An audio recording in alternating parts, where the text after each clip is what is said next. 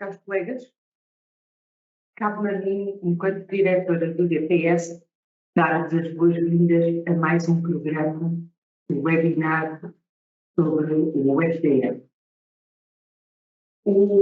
A intenção do DPS de fazer estas sessões tem a ver com, primeiro, divulgar-vos esta poderosa ferramenta, que não é só do DPS, é de todos nós, e também dar umas luzes sobre o seu modo de funcionamento e as suas potencialidades para o nosso trabalho diário.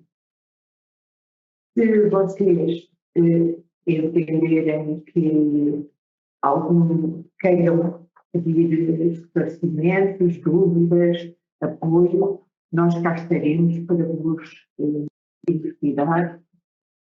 E a nossa missão é exatamente fazer-vos participar neste processo e envolver-vos na construção deste sistema de dados métricos que a todos é útil.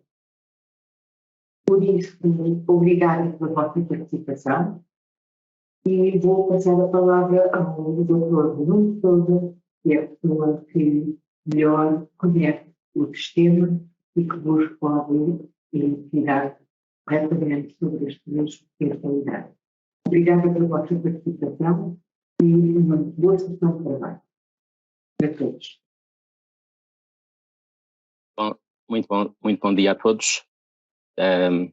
Agradeço à Teresa as palavras. Chamo-me Nuno Sousa, sou colaborador aqui do DPS na CSS e cabe-me a mim então fazer a apresentação aqui desta terceira sessão sobre o SDM na componente web na parte dos cuidados de saúde primários. Para isso fiz aqui uma apresentação que passarei a partilhar um pouco.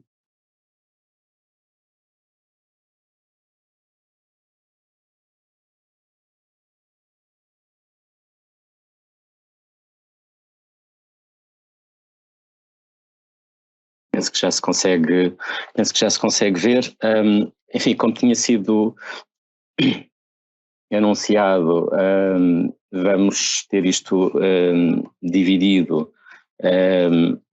aqui em várias partes, com uma parte final de perguntas e respostas. O Teams tem na componente que estão a utilizar um botão em cima que permite irem fazendo questões à medida que elas vão surgindo. Podem fazê-las à vontade ao longo da sessão, que nós guardaremos tempo não só entre cada passagem aqui destes módulos para as responder, como também no final reservaremos tempo para perguntas e respostas que restem para essa parte. Portanto, aqui relativamente à abertura, enfim, importa falar um pouco do que é isto de dados mestre. Dados mestre, na prática, são informações que estão nos sistemas de informação e que permitem descrever processos e objetos importantes para a organização. Portanto, eles existem na saúde, existem na indústria, existem nas empresas, etc. Portanto, relacionados com a saúde, os mais importantes serão, com certeza, os relacionados com os prestadores, designadamente nos organismos centrais, as ARS, os hospitais, os ACs, as unidades funcionais, ou, por exemplo, os tipos de serviços, das carteiras de serviços que cada tipo de unidade funcional nos ACs possui. Os relacionados com os profissionais de saúde, e aqui temos como exemplos o que são quais os grupos profissionais existentes, quais as ordens existentes, as especialidades médicas e de enfermagem, as carreiras, os tipos de abonos, etc. Depois relacionadas com utentes, com medicamentos, MCDT, dispositivos médicos, vacinas, classificações diagnósticas e de intervenções como ICPC2 ou CID-10, ou na área financeira, o Sistema de Analisação Contabilística da Administração Pública na vertente do SNS. E porquê é que isto é importante? Isto é importante para que nos diversos sistemas de informação os códigos que representam estes objetos, estes processos, estas entidades, sejam iguais entre eles para facilitar a interoperabilidade entre sistemas. Não nos conseguiríamos governar se os códigos dos medicamentos no S-Clínico fossem uns, depois nos sistemas privados fossem outros e nas farmácias fossem diferentes. Portanto, isso seria impossível governar os medicamentos se os códigos dos medicamentos não fossem iguais, ou mesmo para os códigos dos MCDTs. E para tudo o que está aqui exemplificado neste slide. Existem classicamente 3 tipos de sistemas de informação.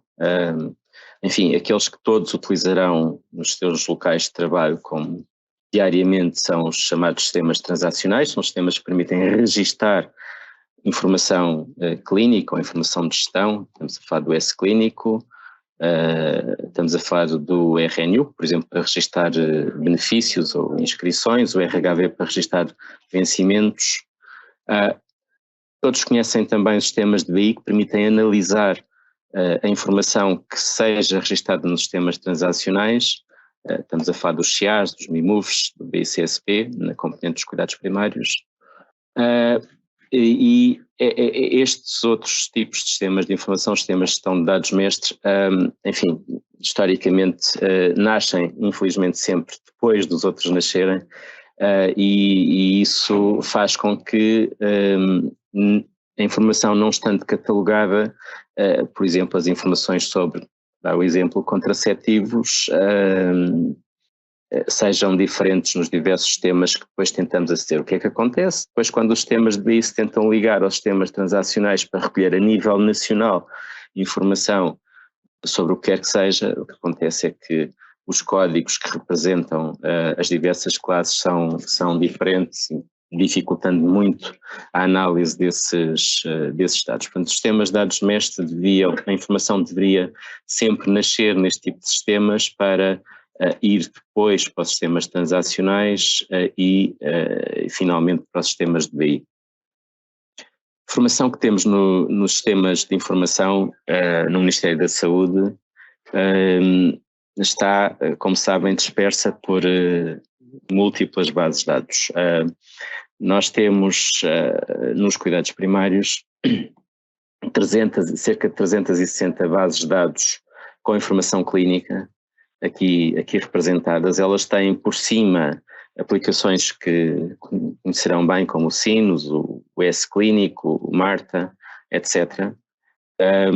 Depois temos aqui uma base de dados central, que é o RNU, a base de dados nacional de prescrição de medicamentos e de MCDTs, que é também uma base de dados central, a base de dados do Centro de Conferência e Monitorização de Faturas, a informação obviamente que drena destas bases de dados locais para a BDNP, e depois aparecem aqui os sistemas de BI, que também conhecem, o sistema de informação das ARS, que existem 5 a nível nacional, os MIMUFs, o CIM-SNS, que é uma base de dados nacional que recolhe informação dos CIARs e também informação dos hospitais, e finalmente temos aqui o SDM a receber e a enviar informação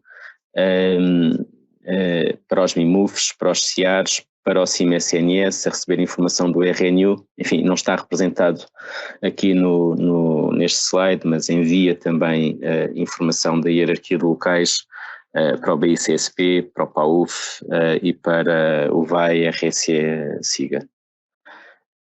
Então, o que é isto de gerir, de fazer gestão de dados mestres? A gestão de dados mestres é para cada bloco de dados que se queira elencar, aqueles que eu descrevi no primeiro slide, na prática é um conjunto de tarefas que têm que ser realizadas, porque senão isto não é bem feito. Desde a normalização dos dados, depois a especificação dos mesmos. Quer isto dizer que para cada bloco de dados dizer de onde é que enquadrar a informação, de onde é que ela vem e depois especificar muito bem cada coluna de dados que estão nas tabelas que permitem armazenar essa informação. A terceira tarefa, e é aqui que o SDM, enquanto aplicação, enquanto sistema, nos ajuda bastante, é fazer a melhoria da qualidade desses dados. Os dados, enfim, se são importantes, eles devem ser distribuídos, eles não devem ficar dentro da caixa, como eu costumo dizer.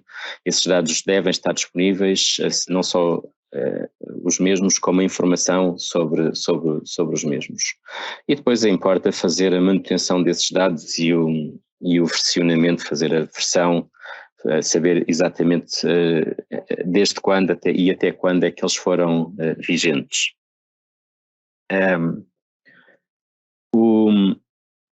Nós queremos dados para, enfim, temos bilhões e bilhões de registros nas bases de dados do Ministério da Saúde. Queremos que esses dados se convertam em informação, em conhecimento. Isso permita contribuir para a mudança comportamental de profissionais e de utentes. E o objetivo último de todos nós que trabalhamos na saúde, obviamente, é melhorar o nível de saúde da população. O SDM estará nesta parte da ajuda de conversão de dados em conhecimento. O que desejamos é que os profissionais das instituições, através deste instrumento que é a governação, promovam mudança comportamental e a melhoria do nível de saúde. Portanto, temos este contínuo entre os dados e as nossas atividades em geral e a melhoria de saúde do nível de saúde da população. Isto é um gráfico que permite ilustrar, do ponto de vista estatístico, o número de logins e de utilizadores por mês no SDM. O SDM, enfim, é um sistema que eu já vou apresentar a seguir, mas o principal ativo deste sistema são os utilizadores. São eles que têm o conhecimento das informações nas ARS, nos ACs, nas unidades funcionais, nas ULS, e portanto é meramente um sistema que nos ajuda a apresentar a informação que nós recolhemos relacionada com dados mestres a esses utilizadores, que devem verificar se ela está correta e, portanto, validá-la. E, portanto, nós temos neste momento cerca de 3 a 4 mil logins por mês, de cerca de 500 a 700 utilizadores distintos. Quando vemos isto num ciclo semestral, porque, enfim, não é obrigatório nem necessário vir ao SDM todos os meses, a maior parte das tarefas de validação, entre aspas, que existem são semestrais. Estamos a falar de entre 1.500 a 2.000 utilizadores a virem ao SDM por mês, dos cerca de 5.000 que temos registados a nível nacional. Os outros, a diferença, são utilizadores que simplesmente recebem informação, relatórios com informação ao nível dos cuidados primários e ao nível dos hospitais. Entrando agora nesta parte aqui na segunda parte deste programa, que são os menus do SDM. E aqui eu queria salientar que, enfim, quando se entra no SDM, eu já vou mostrar na própria aplicação, existem dois menus. O menu superior, que é um menuzinho que surge quando se clica quando se coloca o rato sobre esta seta que está ao lado do nome do utilizador e que permite transitar entre ir, por exemplo, para a validação da informação, ou permite pesquisar instituições ou ir para aquilo que se chama a ficha de caracterização, que é habitualmente a homepage quando se entra num ACES ou numa unidade funcional. E dependendo do sítio aqui em cima onde se está, ou seja, na validação, na ficha de caracterização ou na pesquisa, o menu da esquerda vai variando. Este é o menu que aparece nos ACs quando se está na ficha de caracterização. Portanto, se eu passar aqui para para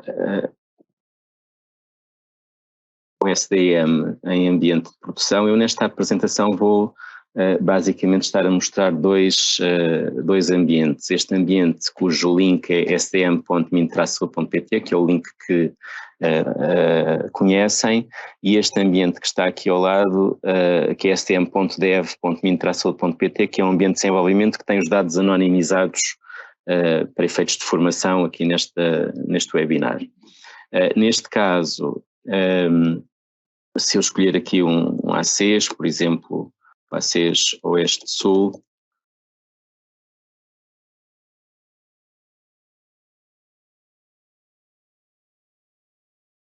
ACES Oeste-Sul, como podem ver aqui em cima, quando se pousa o rato sobre a seta, existem os menus que eu referi no slide, e à esquerda estes menus. Quando se passa para a área de validação,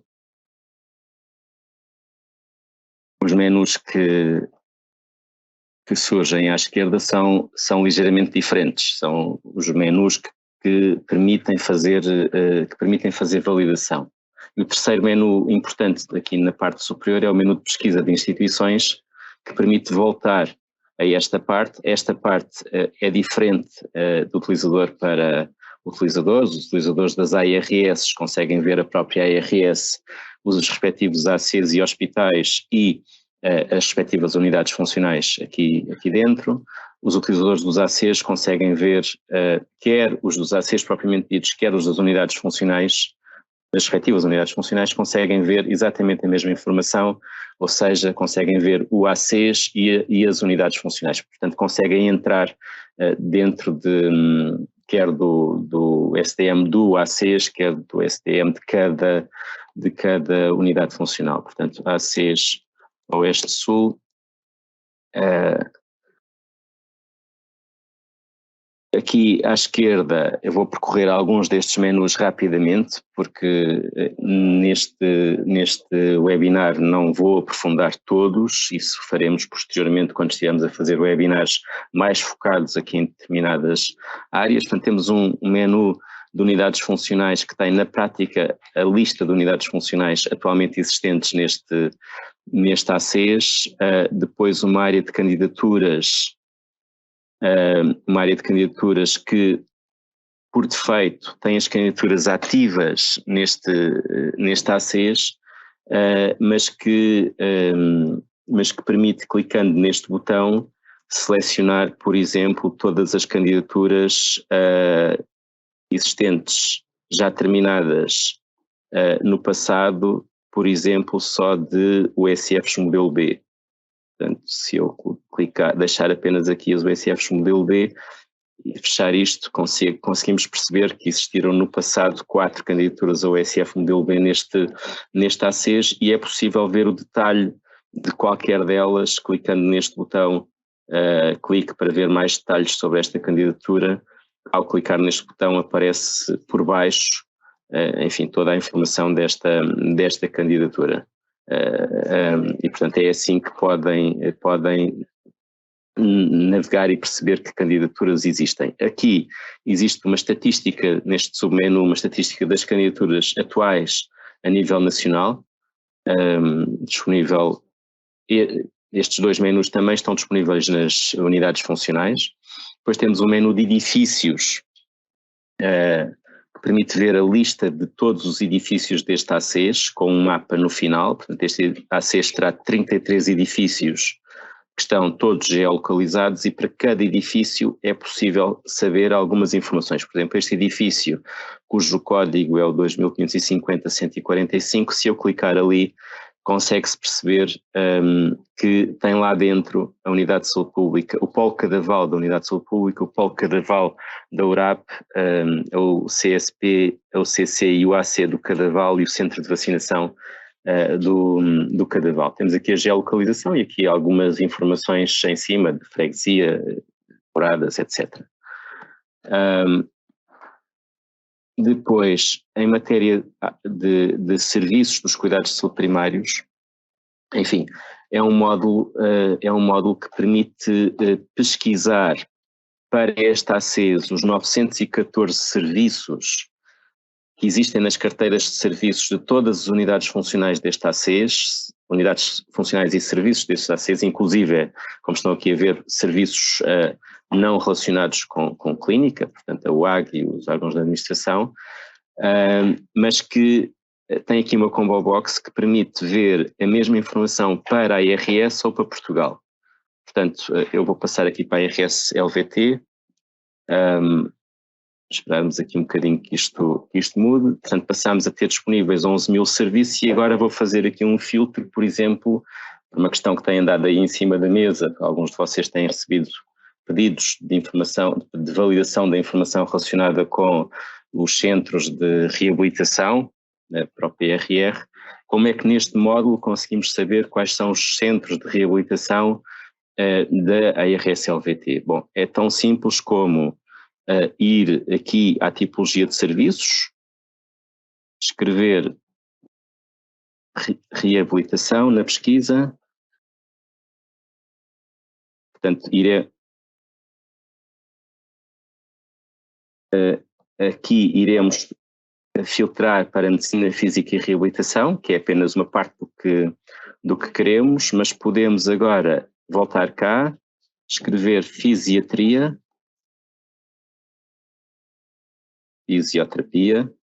aqui está, adicionar ao filtro atual, portanto funciona como o Excel, ok, e portanto passamos a ter 180. Estes 180 serviços, enfim, estão aqui inicialmente listados, mas pode-se rodar para ver os seguintes. Estamos a ver que alguns estão encerrados, ok? Portanto, isso será importante depois para fazer os filtros finais, mas é possível ver para cada serviço, clicando na linha, os detalhes. Portanto, eu cliquei nesta linha, é possível ver aqui os detalhes que estão registados, enfim, consegue-se perceber que isto é da URAP Almada Seixal, que a sua morada, as características específicas do serviço, o horário de funcionamento e que tem definidas 50 horas por semana de funcionamento neste local, que aparentemente será a sede da URAP. É possível filtrar ainda mais por exemplo, freguesias, se quisermos ver, ou por municípios, se quisermos ver, por exemplo, em Abrantes apenas quais são os serviços que existem, ele filtra apenas para 3. Dizer só no final que existe aqui um botão de exportação que permite rapidamente exportar o que estiver aqui filtrado para Excel, cá está. Portanto, é muito fácil exportar toda a informação que está disponível, são cerca de 50 colunas diferentes que depois poderão usar para fazer as vossas análises, até em sede de relatório de atividades, o que entenderem fazer. Passando aqui para os horários, portanto, o outro menu que está disponível é o menu dos horários. Os horários, por defeito, no ACES, aparecem com esta configuração, isto é, estamos a ver horários de todas as sedes e polos das unidades funcionais e serviços do ACES em formato de texto. As outras opções aqui em cima são todas as UF e serviços do ACES e depois a unidade funcional. Eu vou manter aqui. Aqui as opções são horário de texto, horário em tabela e histórico de horários. Eu vou passar para o horário em tabela para se perceber a diferença. Fica com um aspecto mais gráfico. Mas na prática o que temos por aqui fora são os horários das unidades funcionais e das sedes e polos dos vários serviços do ACES. Por exemplo, quando entramos aqui na URAP, a URAP começa aqui, temos a URAP Oeste-Sul, Torres Vedras sede, e depois temos a URAP Oeste-Sul, Polo Cadaval. Portanto, elas têm horários diferentes, foi assim que foi definido. Depois Polo Lourinhã, Polo Ericeira e por aí fora. Portanto, temos aqui polo a polo. Quando mudamos para todas as UF e serviços do ACES, temos o horário já não dos polos, os locais de prestação um a um, mas o horário de cada UF ou serviço como um todo. Portanto, quando entramos aqui na URAP, é este, passa da URAP para o CSP do Cadaval, portanto isto é conjugação dos horários da sede com todos os polos da URAP. Aqui nos locais de prescrição é outro menu que permite, enfim, ter uma ideia de como é que nós estamos em matéria de hierarquia de locais a usar cada código de local de prescrição. Isto é datado, portanto estamos a ver em cima entre 2018 e 2020 e mais em baixo consegue-se começar a ver a partir de 21, 22 e portanto se quisermos ver como é que um código qualquer, por exemplo este neste momento está a ser usado, ele foi usado até abril, maio, aqui no ADR Comunidade Sul, naturalmente nesta altura encerrou, mas se quisermos ver onde é que ele neste momento está a ser usado, basta fazer aqui uma pesquisa e portanto ele a partir de maio, como podem ver, está mapeado neste Centro de Saúde de Lourinhã inespecífico, provavelmente em quarentena, porque terá durante alguns meses, porque terá informação ainda do CCM a ser carregada e depois passará para o Centro de Saúde de Lourinhã inativo mais no futuro. Habitualmente é isto que nós fazemos em matéria de hierarquia de locais. Aqui os contactos, eu vou passar para o ambiente de desenvolvimento porque os contactos têm informação pessoal e portanto em ambiente de desenvolvimento já não tem. Portanto, aqui em ambiente de desenvolvimento eu posso entrar nos contactos. Nos contactos, nós temos sempre o contacto geral, neste caso do ACES ou das unidades funcionais, com telefones, e-mails, etc. E depois temos sempre os contactos do diretor executivo, do presidente do Conselho Clínico e de Saúde e vogais, o responsável da UAG, responsável do Gabinete de Cidadão e colaboradores destes dois serviços estão aqui também disponíveis. Voltando aqui, em matéria de relatórios no ACES, temos um relatório desde logo relacionado com as áreas de abrangência das UCCs. Aqui está.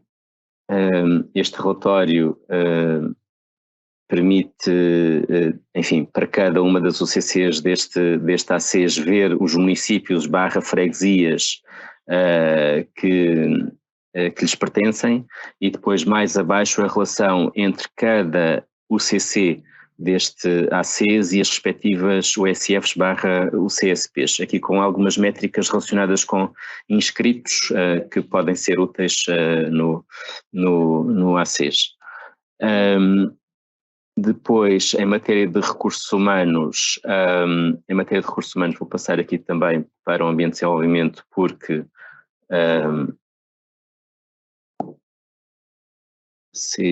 isto tem pessoas e no ambiente de desenvolvimento está anonimizado.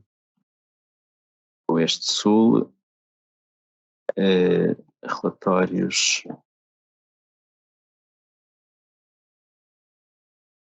Portanto, o relatório de recursos humanos tem, na prática, na parte superior uma tabela resumo. Portanto, ele tem 4 tabelas, como aqui está descrito, elas estão aqui resumidas. Tabela 1 tem a distribuição de recursos humanos por grupo profissional e por tipo de unidade funcional ao serviço do ACES. Isto é informação que é recolhida, como está ali escrito, a partir do RHV. Esta é referente a 30 de setembro de 2022. Nós carregamos o RHV quinzenalmente, no primeiro ou no segundo dia de cada mês, com referência ao último dia do mês anterior, e no dia 16 ou 17, com referência ao dia 15 desse mês. Enfim, isto não é só carregar o RHV, é um dos trabalhos aqui de mapeamento muito importante que nós fazemos, porque enfim, o RHV tem uma matriz própria que identifica cada local de prestação, que são os códigos dos centros de custo, e a hierarquia de locais necessariamente tem uma matriz também ela própria. E, portanto, o que nós fazemos aqui quinzenalmente é garantir que todos os códigos que estão no RHV, quer nos cuidados primários, quer nos serviços centrais das ARS e das ULS, quer nos hospitais, estão sempre a 100% mapeados com um código da hierarquia de locais, para garantir que conseguimos colocar sempre todos os profissionais que estão no RHV enfim, quando estamos a falar de cuidados primários, numa unidade funcional dos cuidados primários, e ninguém fica num saco azul esquecido, sem ser contabilizado. Portanto, isto permite-nos com muita facilidade fazer este quadro, aqui por tipo de unidade funcional e por grupo profissional, saber fazer esta distribuição de profissionais em equivalentes em tempo completo por grupo profissional. Temos a mesma informação para o módulo de prestadores, é aquela tabela que está ali em baixo, e depois, enfim, temos aqui o dito mapeamento entre os códigos da hierarquia de locais que nós gerimos aqui na ACSS, portanto os órgãos de administração do ACES têm este código, a UAG tem este código, a Unidade de Saúde Pública tem este, e por aí fora, e os diversos, aqui nesta coluna que estou a assinalar, os diversos centros de custo que vêm do RHV. Portanto, o que aqui estamos a dizer é que os órgãos de administração e fiscalização do ACES estão a ser geridos em RHV por estes 4 centros de custo, que têm estes 4 descritivos. E, portanto, no módulo de validação é possível aos ACs validar ou não esta informação, conforme eu mostrarei mais à frente. Mas é possível saber, enfim, clicando aqui neste link, por exemplo, ele passa automaticamente para o URAP do Oeste Norte-Sul, onde é possível ver a lista de profissionais que no dia 30 de setembro estavam carregados no RHV com estes centros de custo. Portanto, os centros de custo estão aqui definidos. Temos aqui o NIF, que está obviamente anonimizado para efeitos desta apresentação. Temos aqui o grupo profissional, a especialidade, a categoria, etc. Algumas informações que vêm do RHV, que permitem às unidades, aos ACs e às unidades funcionais validar se o que está no RHV atualmente está correto ou não está correto. Esta informação tem hoje em dia múltiplos impactos em termos de gestão. Existem até indicadores que olham para isto e que calculam, que são calculados em função do que aqui está. Portanto, é bom que isto esteja correto. Um módulo de qualificação da prescrição, que, enfim, tem a prescrição, tem aquilo que foi faturado aos utentes inscritos neste ACES nos últimos 12 meses, podendo ver cerca de 40 métricas diferentes até ao nível da unidade funcional. Portanto, se eu colocar aqui o CSP de Lourinhã, isto aumenta linhas para o CSP de Lourinhã. Permite-me pesquisar aqui outros grupos farmacológicos. Portanto, ele vem pré-carregado com vários relatórios, vários quadros, são os mais importantes neste ACES, os antitrombóticos, os medicamentos de toma oral para baixar a glicose no sangue, fármacos para diminuir a glicemia e excluir insulina. Portanto, ele vem pré-carregado com um conjunto de relatórios já definidos, e é possível, clicando em qualquer destas métricas, ver o detalhe graficamente de todas as unidades funcionais. É possível também exportar, enfim, só este relatório dá para um webinar, portanto eu não me vou alongar, nós depois faremos uma coisa mais específica sobre isto. O IPDA também, neste momento, nem sequer vou referir. Temos aqui um relatório relacionado com a matriz de contratualização. Aqui em ambiente de produção é mais fácil. Bom, eu aqui diria apenas que para cada indicador, portanto, neste momento nós estamos a ver a contratualização na dimensão cobertura ou utilização da subárea do acesso da área do desempenho assistencial, referente ao mês de agosto de 2022. sendo possível ver meses anteriores, está ali na Combo Box, e em cada linha o que temos disponível é, enfim, o nome do indicador, o resultado para este ACs, e ali na tooltip temos o percentil, portanto, conseguimos perceber que está no percentil 10, 20, portanto está abaixo da mediana. O resultado para a IRS respectiva, a LVT tem 0,74 neste indicador, o percentil 5 é 0,7, o percentil 95 é 0,92. Aqui nesta área temos em cima o resultado nacional, 0,82.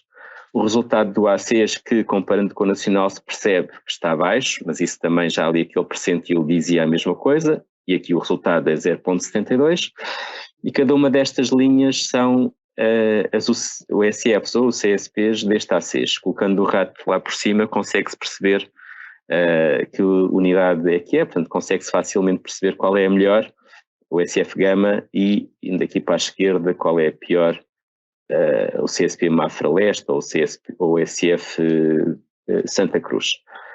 Aqui a evolução temporal deste indicador há um ano, há 6 meses, o mês passado e atualmente, conseguindo-se perceber rapidamente aqui que isto tem estado neste ACs basicamente estável.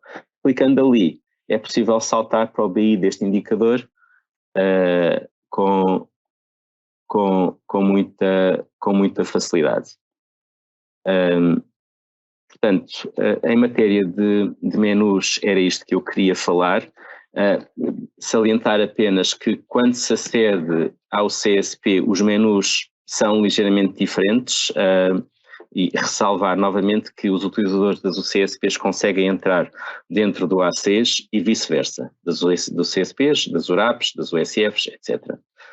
Basta clicar em pesquisar instituições e, por exemplo, como eu vou fazer aqui, pesquisar o CSP de Torres.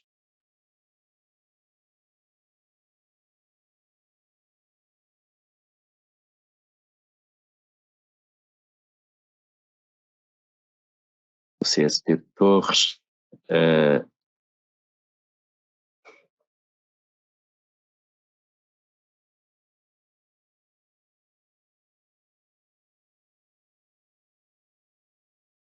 Está ela. Portanto, é possível aqui aceder aos vários menus desta UCSP, que são muito sobreponíveis ao que eu referi ali para o ACs. Bom, perguntava aqui ao meu colega se temos questões neste momento. Está-me a dizer que não. Como eu referi, podem ir fazendo questões que podemos parar para as responder e não deixar tudo para o final. Entramos agora aqui no segundo bloco, que são os e-mails enviados pelo STM no processo de qualidade. Enfim, eles são e-mails que são especial na parte dos cuidados primários, especialmente dirigidos às UAGs dos ACs, alguns deles também dirigidos aos coordenadores de cada unidade funcional, especialmente os que dizem respeito à validação dos horários dos serviços, das carteiras de serviços dessas unidades funcionais. Eu gostava de mostrar aqui neste Excel o tipo de erros que estamos a falar. Deixa eu entrar aqui no Excel. Vou mostrar aqui um relatório que muitos de vocês já terão recebido, que é o relatório que diz respeito ao resumo deste processo de qualidade do STM, que na prática permite ver que, enfim, nesta altura tínhamos 341 erros distribuídos por 52 ACs. Relacionados com a hierarquia de locais e relacionados com profissionais de saúde, e 15 mil erros ou potenciais erros relacionados com as unidades funcionais distribuídos por 51 ACs. Este primeiro gráfico permite ver para cada um das tipologias de erros, permite ver que a nível nacional temos aqui embaixo 1.132 erros atualmente identificados, ou melhor, na altura em que este relatório foi feito, e que tinham já sido corrigidos 9.384 nos últimos 12 meses. Portanto, há aqui uma estatística que permite ver para cada tipo de erro quantos é que existem atualmente nesta coluna e quantos é que foram resolvidos. E a mesma coisa, ARS. Portanto, na ARS Norte, Centro, LVT, Alentejo e Algarve, o número de erros atuais está aqui referido e o número de erros que foi resolvido nos últimos 12 meses está também ali referido, com a estatística em cada ARS na parte de baixo. Aqui temos uma tabela que permite ver a distribuição dos erros relacionados com profissionais, portanto, essencialmente relacionados com o RHV, por cada ACs de Portugal. Enfim, temos aqui um conjunto de ACs que precisam de começar a olhar para esta informação, para corrigir, mas temos também um conjunto de ACs que não têm erros, ou quase não têm erros a nível nacional, são felizmente a maioria. No que diz respeito a erros relacionados com a hierarquia com as unidades funcionais propriamente ditas, enfim, temos novamente uma distribuição com um conjunto de mais de 70% dos mais de 40 ACs a nível nacional a terem um número muito reduzido de erros, enfim, com impacto positivo em tudo o que são análises que possamos fazer a nível nacional, regional ou local. Eu gostava de salientar aqui que quando nós colocamos um bloco de informação em validação é porque, de facto, estamos a usar esse bloco de informação de forma muito intensa para análises nacionais ou regionais. É porque essa informação ou vai para indicadores, ou vai frequentemente para relatórios, ou está a ser distribuída para o BICSP ou para o PAUF ou para o PDACs, e portanto daí a importância deste processo. Aqui neste Excel são os mesmos erros, este Excel permite-me olhar para os erros ordenados por ordem decrescente da frequência dos mesmos, só para falar aqui dos primeiros 10 ou 15, para terem uma ideia do que é que estamos aqui a falar. Portanto, por exemplo, a unidade funcional associada ao centro de custo do RHV, diferente da unidade funcional onde o enfermeiro realiza mais consultas. Isto não era o primeiro, peço desculpa que isto não está aqui, sim, é o primeiro. Portanto, com 218 erros, serviços das carteiras de serviços das unidades funcionais não validados.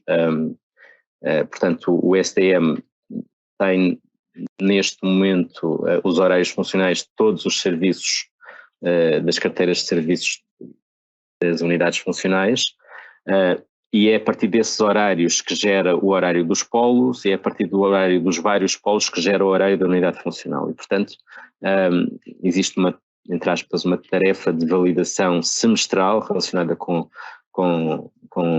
esta informação, o que significa que, como eu vou mostrar depois, o SDM notifica semestralmente os coordenadores de unidades funcionais para que verifiquem se os horários continuam ou não continuam a ser os que existiam 6 meses antes e que teoricamente foram validados nessa altura. Depois, continuam a ser horários. A unidade funcional do centro de custo RHV é diferente da unidade funcional onde o médico prescreve mais, portanto quer isto dizer que um médico está a prescrever medicamentos com um código local de prescrição que é diferente ou que não pertence à unidade funcional onde ele está registado em RHV. E quando se diz aqui prescreve mais, significa mesmo que o sítio onde ele prescreve mais não está registado em RHV, o que muitas vezes corresponde de facto a um erro e que portanto importa ser corrigido. Ou termos um médico de família que está registado em RHV num sítio que é diferente do sítio onde tem utentes em RNU.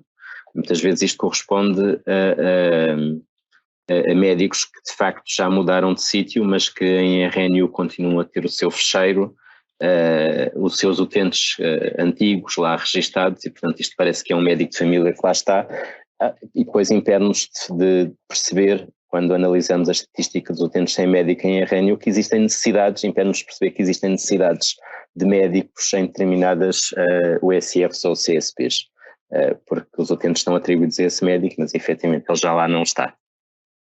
A mesma coisa aqui para enfermeiros, portanto a unidade funcional associada a um centro de custo RHV diferente da unidade funcional onde o enfermeiro realiza mais consultas. Não se conhecer o coordenador numa unidade funcional é também uma tarefa, é também um e-mail que se segue. O mapeamento entre o centro de custo RHV e o código da unidade funcional ou serviço do ACES não estar validado, portanto, como eu referi há pouco, nós quinzenalmente fazemos aquela validação, enfim, fazemos o melhor que conseguimos aqui na ACSS para fazer as correspondências entre os novos centros de custo e os códigos da hierarquia de locais e às vezes enganamos, às vezes mapeamos de forma errada, mas o que acontece no dia seguinte ao nosso mapeamento sempre é que o ACES recebe um e-mail a dizer que nós fizemos um mapeamento que ainda não foi validado e portanto há ali uma oportunidade para que o ACES sobre este nosso trabalho aqui quinzenal na ACSS verifique se aquilo está certo e se aquilo estiver certo basta clicar lá no botãozinho a dizer que está certo. Se estiver errado, há lá outro botão onde nos podem dizer que aquilo não está certo, portanto, para nós corrigirmos nessa altura. Unidade funcional associada ao centro de custo RHV diferente da unidade funcional coordenada pelo profissional. Por exemplo, unidade funcional do serviço sem consultas, é também estranho uma unidade funcional não ter consultas e, portanto, algo não está bem algures no processo que permite registar e recolher essas consultas ao nível dos sistemas de BI, etc, etc, etc. Portanto, eu não vou continuar aqui com os restantes, só para mostrar aqui a estrutura de todos os e-mails. Este e-mail em particular é sobre horários de polos de unidades funcionais ao serviço não validados no URAP.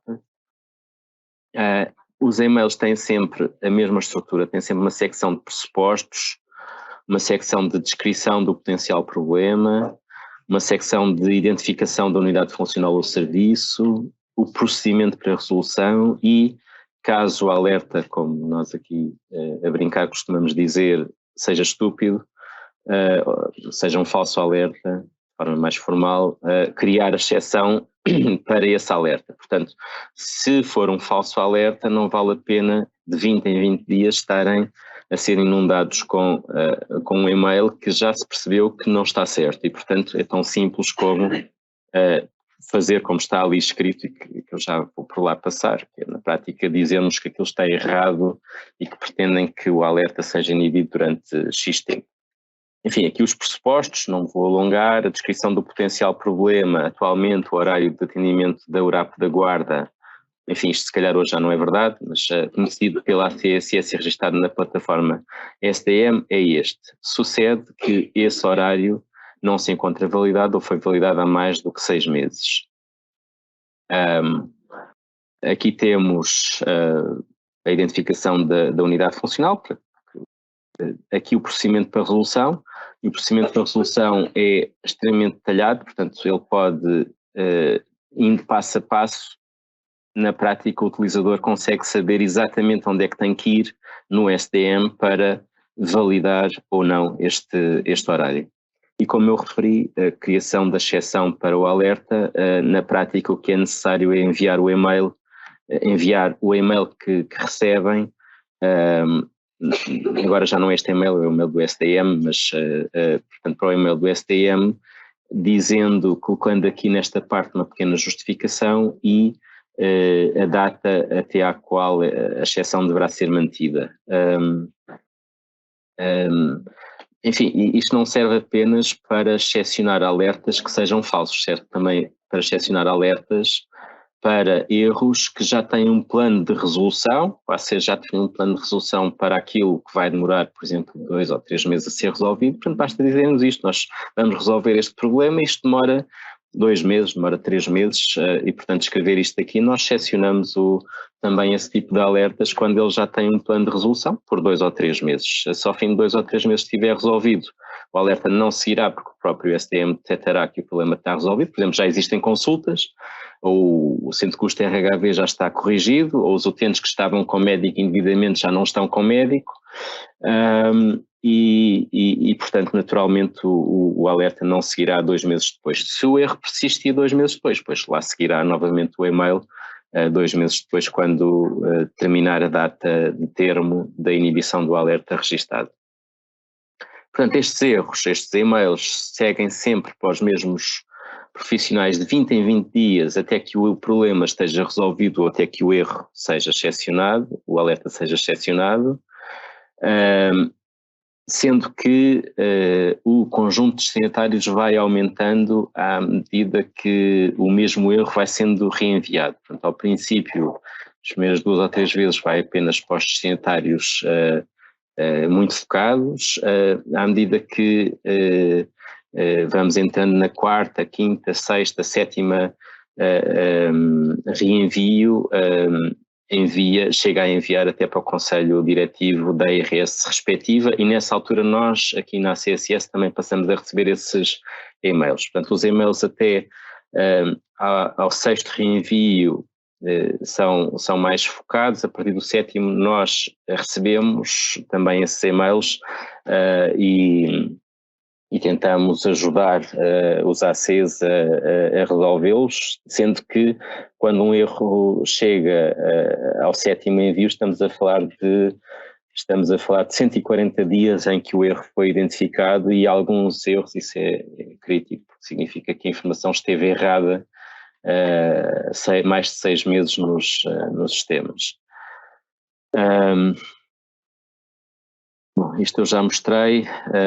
Isto é uma estatística deste tipo de e-mails enviado, deste tipo não, de todos os e-mails enviados por mês, portanto cerca de 4.500 destinatários diferentes por mês, e o SDM está a enviar 80 a 100 mil e-mails por mês, não relacionados com estes erros, como eu referi, mas com tudo, incluindo relatórios de urgência, relatórios para os hospitais. Portanto são cerca de 80 a 100 mil por mês.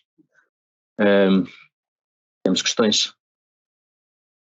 Sim, podemos rever aqui algumas questões, uma que foi colocada pelo Dr. Nuno Basílio, julgo que do ACES Cascais, e uma das questões penso que já foi abordada, que é como atendendo à complexidade dos e-mails, como é que podemos ver aquilo que é solicitado para correção no e-mail. Foi aquilo que acabámos de ver. A segunda questão que o Dr. Nuno Basílio faz é, fazendo as alterações no RHV, se é o suficiente para manter estas informações atualizadas no SDM. E falaremos certamente aqui das questões de integração quinzenal, e na articulação com o SNS 24, porque não fazer uma leitura através do SDM para manter os horários atualizados, evitando, no fundo, aqui uma duplicação da atualização da informação. Tínhamos também aqui uma questão feita por outro colega, que diz respeito se é possível consultar os tempos de espera da consulta dos utentes após o check-in, ou seja, desde que o utente entrou na unidade funcional, e por profissional de saúde. Penso que também poderemos ver isso mais à frente também. Ok. Relativamente às primeiras questões, nós gostaríamos muito que a informação que está no SDM alimentasse o SNS 24. Estamos sempre a falar com a SPMS sobre essa matéria. O conjunto de sistemas que neste momento na SPMS se tem como fonte o SDM tem vindo a aumentar ao longo do tempo. Começou em 2015 com os SHIARDs e com os MIMUFs, para a hierarquia de locais. Depois o PAUF, o RAUF, o PDAs começaram também. Ultimamente o VAI, RSE, SIGA, entre outros. De facto, o SNS 24 e o CIP, que na prática é a fonte para o SNS 24, não vêm beber aqui ao SDM este tipo de informação, com muita pena nossa. A informação que seja carregada no RHV, designadamente dos centros de custo onde os profissionais estão, é carregada aqui quinzenalmente. Portanto, é apenas uma questão de esperar até ao dia 15 ou até ao dia 1 seguinte para que a informação automaticamente venha aqui parar. Em matéria de leitura dos e-mails, de facto, a parte mais importante para perceber o e-mail, diria eu, quando os vejo, é olhar para a descrição do potencial problema. A descrição do potencial problema é o sítio, existe em todos os e-mails e é ali que se devem focar para ver qual é o problema e depois o procedimento para resolução para o resolver. Se não perceberem o procedimento para resolução, podem sempre enviar um e-mail aqui para o SDM, perguntar, colocar as vossas dúvidas sobre o erro que nós respondemos. Os e-mails têm também a maior parte deles, os nossos telefones de contacto, podem também entrar em contacto connosco se for uma situação eventualmente mais urgente. Quanto aos tempos de espera, no SDM não é possível ver os tempos de espera, eles existem, salvo erro, no BICSP, na componente BI Self-Service, estão lá disponíveis. Então, avançando aqui para a parte da hierarquia de locais, enfim, na parte da hierarquia de locais eu vou avançar isto rapidamente. Ela começou no SDM há cerca de em 2013, 2014, com esta parte aqui de locais de 6 níveis. Ela ficou fechada em 2015 e em 2015 começou a alimentar, entre aspas, os CIARs e os MIMOVs.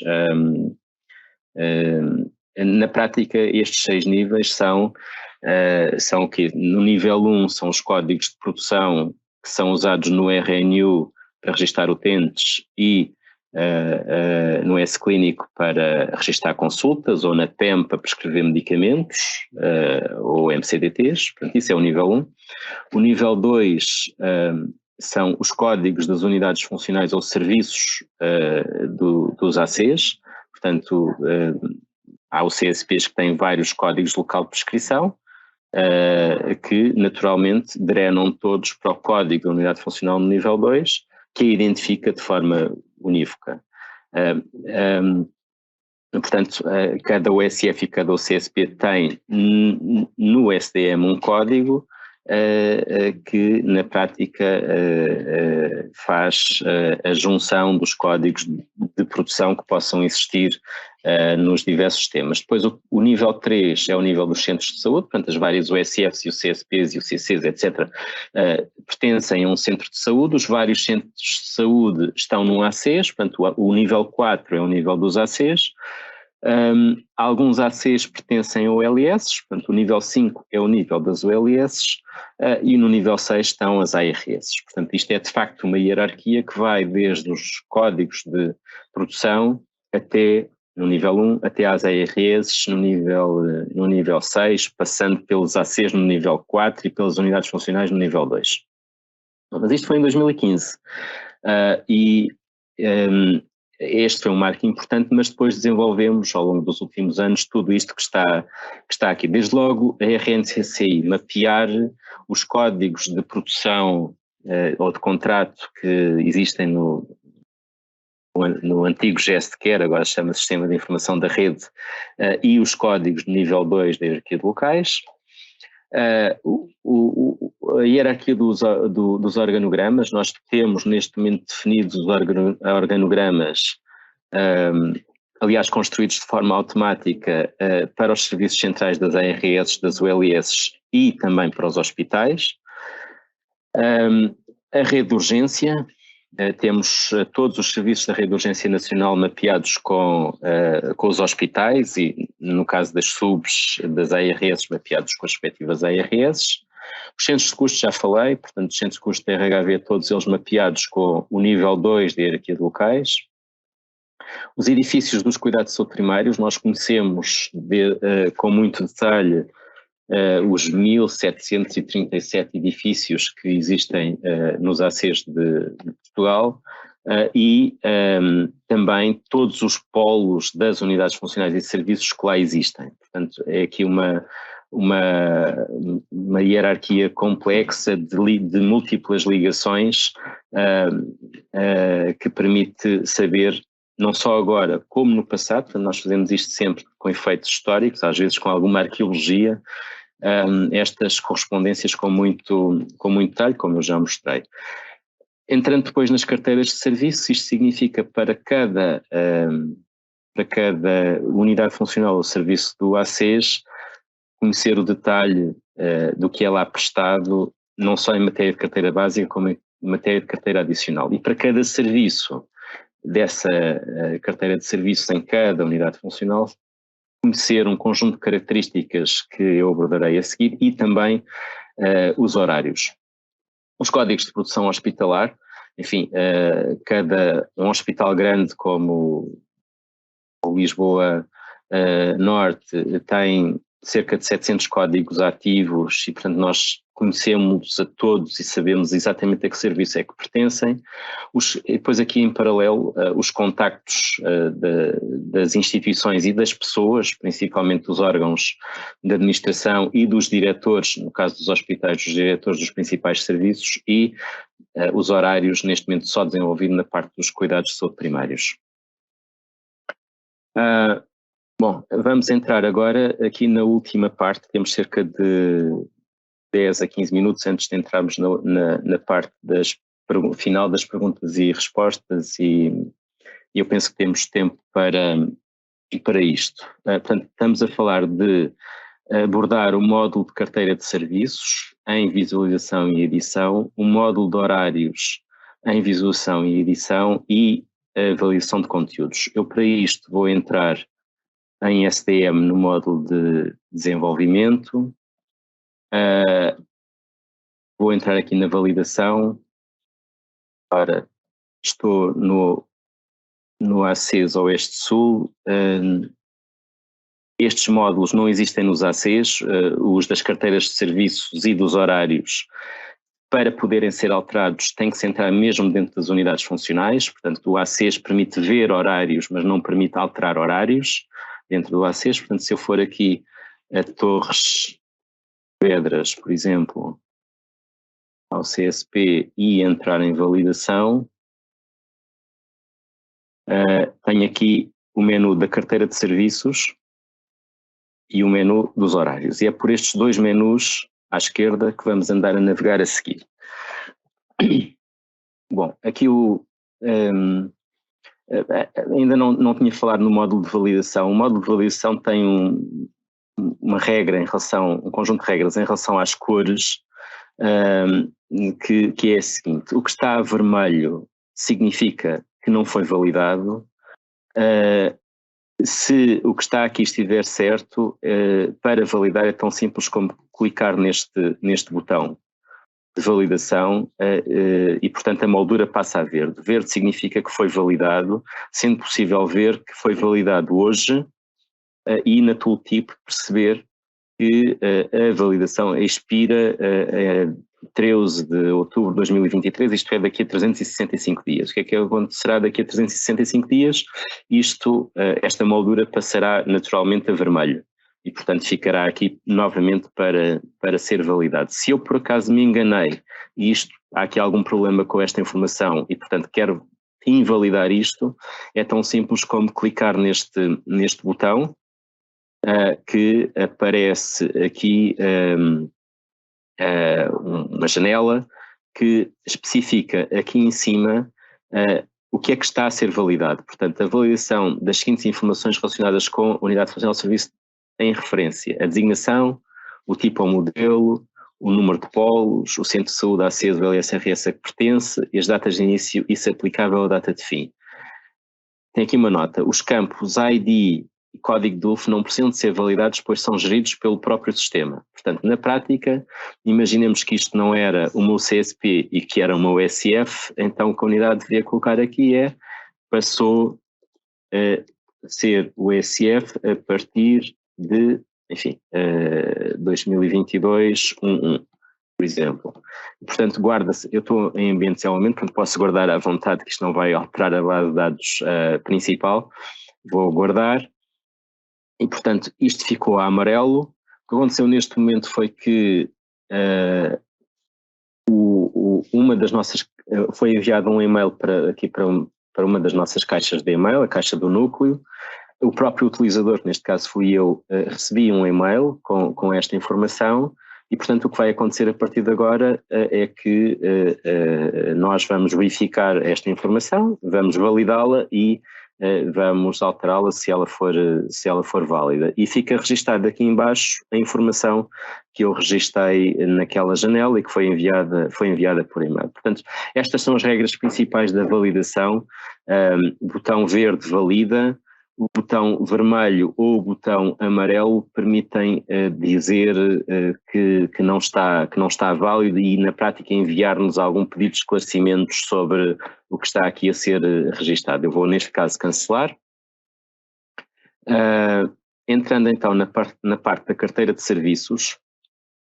Na parte da carteira de serviços, eu queria dizer que esta OCSP aparece aqui com tudo a vermelho, mas em produção eu verifiquei que tem tudo validado, portanto eu gostava de deixar isto muito claro. Aliás, pedi autorização à coordenadora para usar esta OCSP aqui nestas sessões e também ao diretor executivo do ACES Oeste Sul. Agradeço a ambos terem autorizado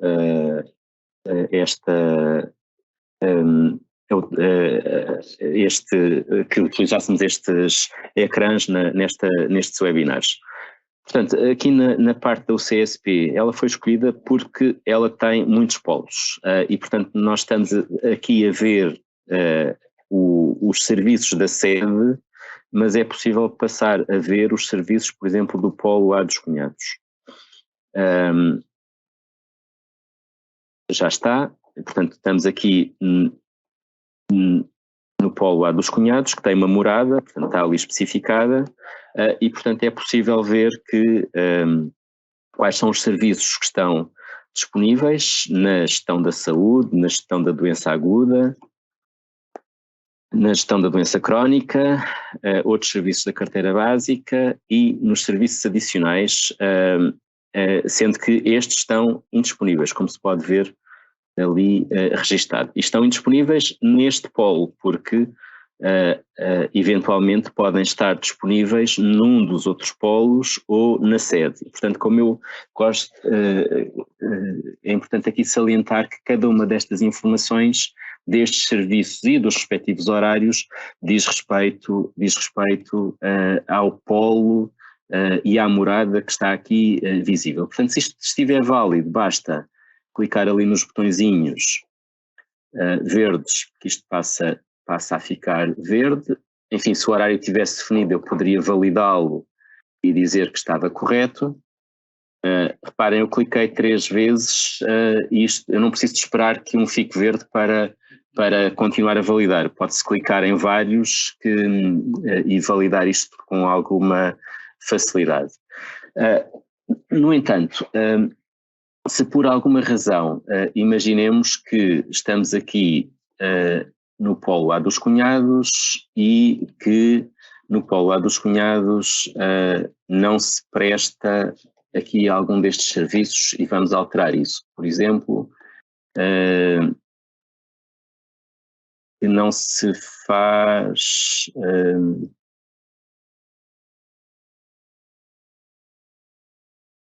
planeamento familiar. Como é que nós podemos dizer que neste polo não existe este serviço? Basta clicar aqui neste botão de edição. Este botão de edição permite aceder a esta janela que permite configurar todas as características. Desde logo tem a identificação do polo que estamos aqui a aceder, portanto estamos no polo A dos Cunhados, estamos no serviço de planeamento familiar que pertence a esta OCSP. nesta secção é possível ver como é que isto se alterou ao longo do tempo. Portanto, podemos ver que entre 2007 e 2021 teve estas características, que entre março de 2021 durante um dia e março de 2022, portanto, durante um ano, houve aqui uma alteração feita, registou-se, por exemplo, que era realizado por telefone e que a partir de 20 de março de 2022 voltou-se a dizer que era só presencial. Portanto, isto é, na prática, mostrar historicamente como é que isto ficou registado. Se eu quiser dizer que esta atividade não foi prestada, por exemplo, desde 1 de janeiro de 2020, uma coisa que é preciso fazer é clicar nesta checkbox para dizer que o serviço não está ativo e depois vir a esta zona da data de vigência a aplicar às alterações, dizer que não é desde hoje, mas sim desde, eu disse 2022, 01/01.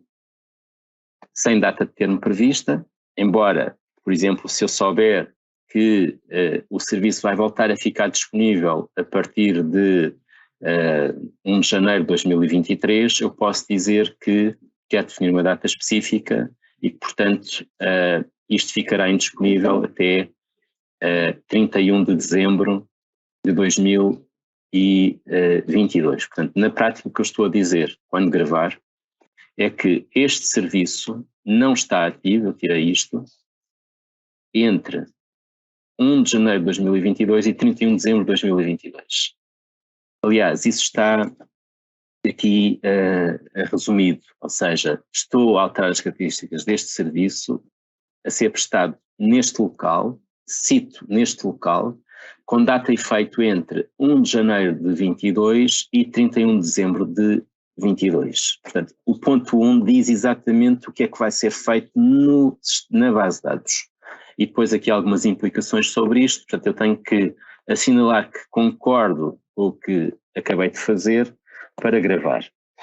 Vou clicar no gravar, eu estou em módulo de desenvolvimento, portanto não vou alterar nada disto, e por isso nós podemos ver, depois de eu ter gravado, se eu pesquisar aqui planeamento, que o planeamento familiar ficou indisponível. E que se eu clicar no botão de edição para ver o histórico, depois vou cancelar, eu consigo perceber que ficou indisponível, como eu tinha dito, entre 1 de janeiro de 2022 e 31 de dezembro de 2022, serviço indisponível. Voltando a ficar disponível a partir, com as características previamente existentes, a partir de 1 de janeiro de 23. Então vou cancelar, não quero fazer aqui mais nenhuma alteração, para mostrar agora como é que se fazem alterações aos horários. As alterações aos horários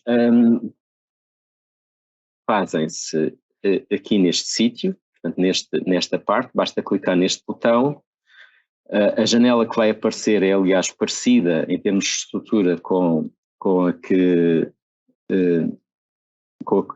apresentei há pouco para os serviços. Portanto, tem aqui uma secção de horários registados historicamente, que neste caso não existindo está vazia, nunca foram definidos horários, mas que é possível aqui ver o histórico dos horários nesta secção vamos colocar o novo horário, sendo possível dizer para cada dia da semana se nesse dia está encerrado, se tem um bloco de horário ou 2 blocos de horário, por exemplo, para fazer um intervalo para o almoço. Eu vou pôr aqui sempre um e vamos pôr isto aberto segunda, terça, quarta, quinta e sexta, das 8 às 20. Eu vou pôr aqui um bloco. Ora bem, portanto, segunda a sexta, das 8 às 20. Vamos dizer que isto se aplica não desde hoje, mas desde a abertura da unidade ou serviço, 2007-3-20, e vamos dizer que queremos que este horário seja copiado, cópia de horário para outros serviços do mesmo edifício, seja copiado. Portanto, eu estou a editar o horário da vacinação, que isto seja copiado para a saúde infantil, a saúde adulto, saúde materna, planeamento, doença aguda. Eu não vou pôr todos para não gastar tempo, mas vamos fazer estes 5. Valido que concordo com o que estou a fazer e gravo. Portanto, de uma única vez, eu estou a alterar, quando ele acabar de gravar, estou aqui a pensar,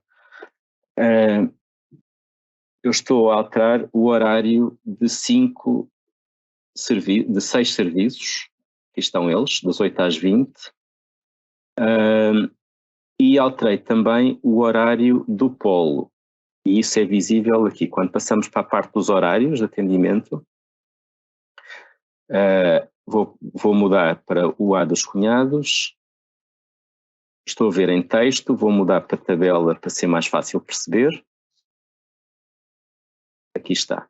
Portanto, os horários dos 6 primeiros serviços estão definidos, os horários seguintes não estão, e tenho aqui o horário do polo do A dos cunhados, já definido, e o horário da UCSP de Torres Vedras como um todo também já definido.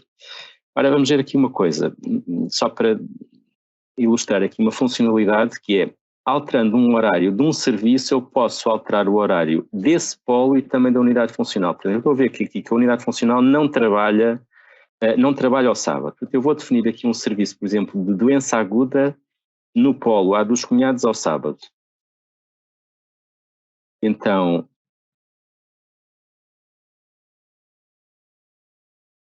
aguda, ele está aqui, vou editar.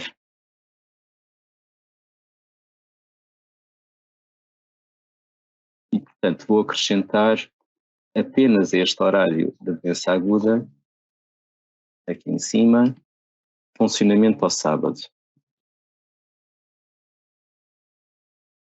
Até às 13.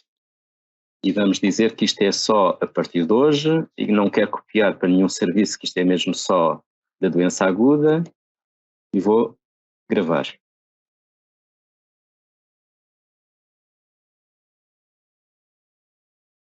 Ora, a doença aguda, como podem ver, já está aqui ao sábado. Os outros que estavam em cima continuam a não ter horário ao sábado. O horário do polo que está cá em baixo, o CSP Torres Vedras, polo A dos cunhados, já tem horário ao sábado, e o horário da UCSP Torres Vedras como um todo também já tem horário ao sábado. Portanto, na prática, os horários dos polos são feitos de forma automática no SDM a partir dos horários dos serviços, e os horários da unidade funcional como um todo são feitos de forma automática pelo SDM a partir do horário dos polos. É por isso que o horário dos polos não é editável, como podem ver, não tem aqui nenhum botão de edição, nem o horário da unidade funcional. Nem aqui, dentro do CSP de Torres Vedras, nem tão pouco naquela parte do ACES onde era possível ver tudo isto. Ora, temos ainda 5, era isto que eu queria falar sobre estes 2 módulos, o módulo de serviços e o módulo de horários. Gonçalo, temos questões? Temos aqui só mais 2 questões que foram, 3 questões que foram colocadas. Uma delas pela doutora Fernanda Pinto, da USF Alto da Maia, quem pode ter acesso ao STM, e 2 questões que também já tínhamos aqui sido colocadas por parte da doutora Liliana Fernandes, se era possível receber um ficheiro com os erros pendentes da resolução, por exemplo, a nível trimestral, para que o ACES possa verificar quais os assuntos pendentes que tem para resolver.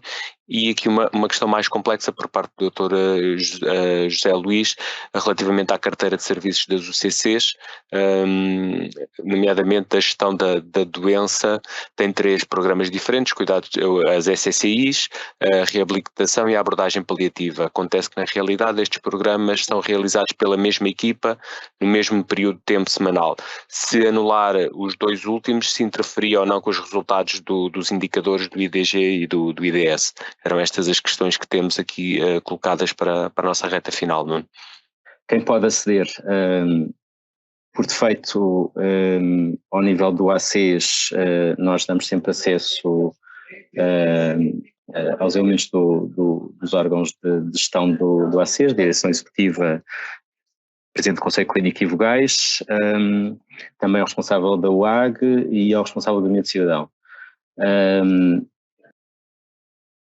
Ao nível das unidades funcionais tem sempre por defeito acesso os coordenadores, portanto sempre nós sabemos que um coordenador mudou, enviamos link para aceder às credenciais, assim como os membros dos conselhos técnicos.